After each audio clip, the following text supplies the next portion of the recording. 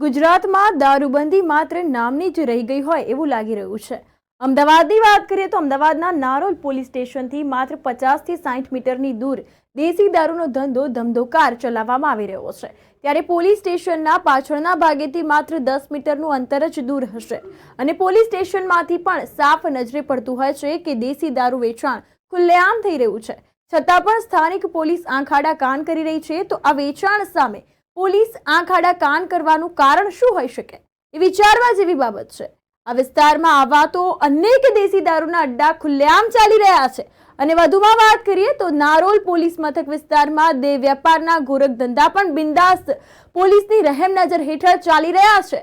ત્યારે હવે જોવાનું એ રહ્યું કે ક્યારે સ્થાનિક પોલીસને અને ઉચ્ચ અધિકારીઓને પોતાની જવાબદારી સમજાશે અને ક્યારે આવા ગોરખ ધંધા બંધ કરાવશે કે પછી જૈસે થે વૈસેની જેમ જ આ રહેમ નજર હેઠળ આ બધા ધંધા ચાલુ રહેશે।